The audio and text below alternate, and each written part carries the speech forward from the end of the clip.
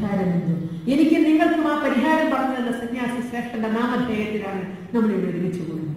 ജാതിക്കും രാഷ്ട്രീയത്തിനും അപ്പുറമായിട്ട് ഹിന്ദു ഒന്നാവുക എന്നുള്ളതാണ് അതിനുള്ള പരിഹാരം എന്നാകാവുന്ന വേദികളിലൊക്കെ പറയുകയും അതിനുള്ള പരിശ്രമങ്ങൾ നടത്തുകയും ചെയ്ത സത്യാനന്ദ സരസ്വതി തിരുവടികൾ അദ്ദേഹം നൽകിയ മാർഗദർശനത്തിനനുസരിച്ച് കേരളത്തിന് നീങ്ങാൻ സാധിച്ചാൽ, നമുക്ക് നീങ്ങാൻ സാധിച്ചാൽ തീർച്ചയായും നമുക്കൊരു ഭാവിയുണ്ട്. ഇതിനൊന്നും കേട്ട് നമ്മൾ പരിഭ്രമിക്കേണ്ട. ഇതിനെയൊക്കെ മറികടന്നുകൊണ്ട് മുന്നോട്ട് പോകാൻ ഒരു ഒറ്റ ഉണർവ് ഹൈന്ദവ സമാജത്തിലുണ്ടായിരുന്നു. സ്വാമിജിയുടെ ആഗ്രഹങ്ങൾക്കനുസരിച്ച് രൂപപ്പെട്ട ഹിന്ദു ഐക്യവേദിയുടെ പ്രതിനിധിയായാണ് ഞാൻ നിങ്ങൾക്ക് മുന്നിൽ വന്നു നിൽക്കുന്നത്. ഏതാനും ചെറിയ വാക്കുകൾ ഹിന്ദു ഐക്യവേദിയെ പറ്റി ഇവിടെ പലരും പറഞ്ഞു. കൂടുതൽ ഒന്നുകൂടി വ്യക്തമാക്കാൻ, ഹിന്ദു ഐക്യവേദി എന്ന് പറഞ്ഞ പുതിയൊരു സംഘടനയല്ല, സംഘടനകളെ ഒരുമിപ്പിക്കുന്ന ജോലിയാണ് ഹിന്ദു ഐക്യവേദിക്ക് ചെയ്യാൻ.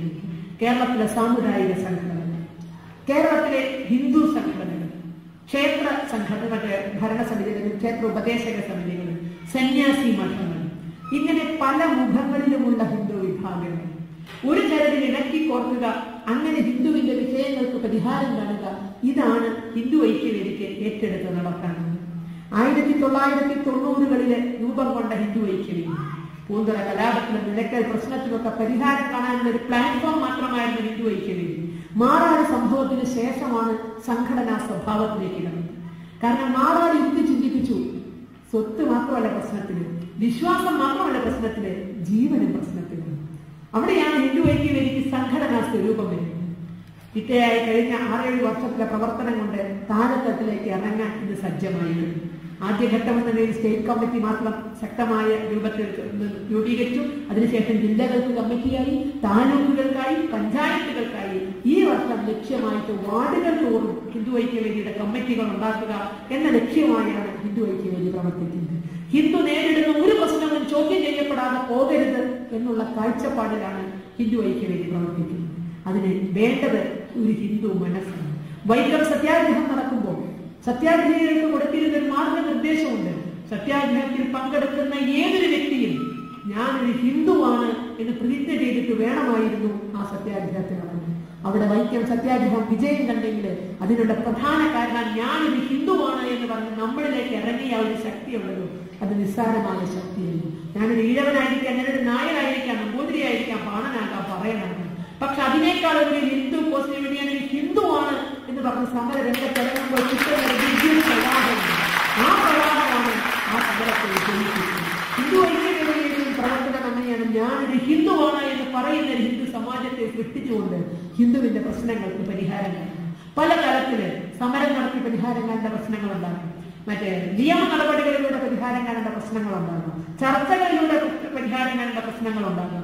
ഈ എല്ലാ തലത്തിലുമുള്ള പ്രവർത്തനങ്ങൾ ഇന്ന് ഹിന്ദു ഐക്യവേദി ചെയ്തുകൊണ്ടിരിക്കുന്നു. കേരളത്തിലെ എല്ലാ സാമുദായിക സംഘടനകളെയും ഒരുമിപ്പിക്കാനുള്ള ശ്രമമാണ് ഹിന്ദു ഐക്യവേദി നടത്തിക്കൊണ്ടിരിക്കുന്നത്.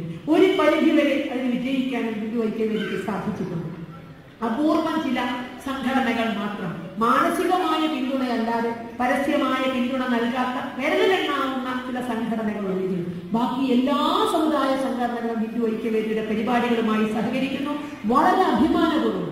പക്ഷേ കേന്ദ്രത്തിന്റെ പരിഗണനയിലിരിക്കുന്ന രംഗനാഥൻ മിശ്ര കമ്മീഷൻ റിപ്പോർട്ട് ഹിന്ദുത്വത്തിന്റെ ശവപ്പെട്ടിയുടെ അവസാന താണിയെടുക്കലായിരിക്കും രംഗനാഥൻ മിശ്ര കമ്മീഷൻ റിപ്പോർട്ട് അംഗീകരിച്ചാൽ മതം മാറുന്നവന് അന്യായമായ ആനുകൂല്യങ്ങൾ കൊടുക്കാനുള്ളതാണ്, മതം മാറ്റം പ്രോത്സാഹിപ്പിക്കാനുള്ളത്. പട്ടികജാതിക്കാരുടെ ആനുകൂല്യം മതം മാറിയവനും കൊടുത്താൽ അത് മറ്റേ മുക്കാചക്രത്തിന്റെ ശമ്പളം കിട്ടുന്ന പ്യൂണുദ്യോഗത്തിന് വേണ്ടിയിട്ടൊന്നുമല്ല അവരാ സംവരണമാണെന്ന് പറയുന്നത്. ഇന്ത്യൻ പാർലമെന്റിലേക്ക് 540 സീറ്റുള്ള ഇന്ത്യൻ പാർലമെന്റിലേക്ക് 80-ലധികം സീറ്റുകൾ ഈ പട്ടികജാതിക്കാർക്കായിട്ട് സംവരണം ചെയ്തിട്ടുണ്ട്. പട്ടികജാതിക്കാരെയും സംവരണം ചെയ്ത് മറ്റേ മതം മാറിയവരെയും തുല്യമായി കണ്ടാൽ ഈ സീറ്റുകളിൽ നിന്നൊക്കെ മത്സരിച്ച് ജയിച്ചു വരിക മതം മാറിയ ക്രിസ്ത്യാനികളാണ്. നാളെ മതം മാറിയ മുസ്ലിമുകളായിരിക്കും തുല്യമായി കണ്ടാൽ. 80 സീറ്റ് സുഖമായി ജയിച്ചു കിട്ടിയാൽ ഇന്ത്യ ആര് ഭരിക്കണമെന്ന് തീരുമാനിക്കാൻ സോണിയാഗാന്ധിയുടെ സീറ്റ് ഇല്ലെങ്കിലും നടക്കും. ഇന്നിപ്പോ സോണിയാഗാന്ധിയുടെ വ്യക്തിപ്രഭാവത്തിൽ നടത്താൻ കഴിയുന്നത്. നാളെ പാർലമെന്റിൽ തന്നെ നിയമങ്ങളൊക്കെ കൊണ്ടുവരാൻ 80 പേര്. പണ്ട് ഉത്തർപ്രദേശാണ് തീരുമാനിച്ചിരുന്നത് ഇന്ത്യ ആര് ഭരിക്കുന്നതിന് 80 സീറ്റാണ്. 80 സീറ്റ് നിസ്സാരമല്ല. ഈ ഒറ്റ ലക്ഷ്യമാണ്, അല്ലാതെ മുക്കാചക്രത്തിന്റെ പ്യൂണുദ്യോഗം കണ്ടിട്ടല്ല. ഇതിന് കയ്യിട്ട് വരാനുള്ള ഇതിനെതിരെ ശക്തമായ സമര നടപടികൾ ഹിന്ദു ഐക്യവേദി ആസൂത്രണം ഇപ്പൊ നടത്തിക്കൊണ്ടിരിക്കുന്ന ഒരു പ്രക്ഷോഭം മാത്രം. ഇതിന്റെ ആദ്യഘട്ടത്തിൽ ഞങ്ങൾ ഹിന്ദു നേതൃ സമ്മേളനം വിളിച്ചു. ഒന്നോ രണ്ടോ സംഘടനകൾ ഒഴികെ കേരളത്തിലെ എല്ലാ സാമുദായിക സംഘടനകളുടെയും പ്രാതിനിധ്യം, അവരുടെയും മറ്റുള്ളവരുടെയും മനസ്സുകൊണ്ടുള്ള അംഗീകാരം ഉണ്ടായിരുന്നു. അതിൽ നടന്നു. അതിന്റെ ആഭിമുഖ്യത്തിൽ ഇവിടുന്ന് അങ്ങോട്ട് തുടർച്ചയായ പരിപാടികൾ, മറ്റേ കേരളം മുഴുവൻ നടക്കുന്ന ഒരു യാത്രയടക്കമുള്ള ഈ രംഗനാഥ് മിശ്ര കമ്മീഷൻ റിപ്പോർട്ടിനെതിരെയുള്ള ജനബോധവൽക്കരണ പരിപാടികളും ഒപ്പം നിയമപരമായി ഇതിന് പരിഹാരം കാണാനുള്ള പരിശ്രമവും ഹിന്ദു ഐക്യവേദി നടത്തിക്കൊണ്ടിരിക്കുന്നു. ഇപ്പൊ നമുക്കറിയാം, കേരളത്തിലെ വിദ്യാഭ്യാസ പ്രശ്നങ്ങളിൽ ഇന്റർ ചർച്ച് കൗൺസിലൊക്കെ കാണിക്കുന്ന, അല്ലെങ്കിൽ MESന്റെ ഫസൽ ഗഫൂറൊക്കെ കാണിക്കുന്ന ധിക്കാരം, അല്ലെങ്കിൽ ആ ധാർഷ്ട്യത്തോടുകൂടിയുള്ള പെരുമാറ്റവും ഒന്നുമല്ലാത്ത ഹിന്ദുക്കളെ ഭിക്ഷക്കാരെ പോലെയാക്കുന്നു. നിയമപരമായി പരിഹാരം കാണാൻ, ചർച്ചകളിലൂടെ പരിഹാരം കാണാൻ, ബോധവൽക്കരണത്തിലൂടെ പരിഹാരം കാണാൻ ഹൈന്ദവ സമാജത്തിന് സമയം വൈകിപ്പോയില്ലേ എന്ന ചോദ്യം പലരിലുണ്ട്.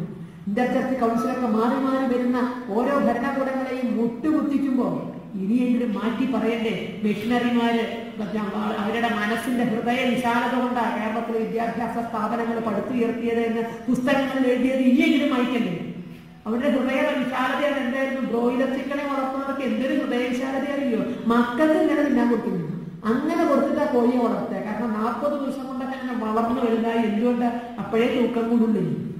അപ്പോഴേ തൂക്കി വിൽക്കാൻ കാര്യമായിട്ട് പറ്റുള്ളൂ. കോഴി കച്ചവടക്കാരൊക്കെ വെച്ചാൽ ഒക്കെ ഹോർമോൺ കുത്തി വെച്ച് ഇങ്ങനെ വലുതാക്കുക, സ്വന്തം മക്കൾ വലുതാവാത്ത താല്പര്യം ഉണ്ടാവില്ല. അതുപോലെയായിരുന്നു നമ്മുടെ എന്തൊരു സ്നേഹമായിരുന്നു വിദ്യാഭ്യാസ സ്ഥാപനങ്ങൾ തുടങ്ങാൻ. ഇവിടെയുള്ള നാട്ടു വിദ്യാഭ്യാസം അവസാനിപ്പിച്ചിട്ട് ഇനിയെങ്കിലും ആ തിരിച്ചറിവുണ്ടാകും. അപ്പൊ ഇങ്ങനെ 100 പ്രശ്നങ്ങൾ നടക്കുന്നു. ഇതിനൊക്കെ പരിഹാരം കാണാനുള്ള പരിശ്രമങ്ങൾ ഹിന്ദു ഐക്യവേദി നടത്തുന്നു.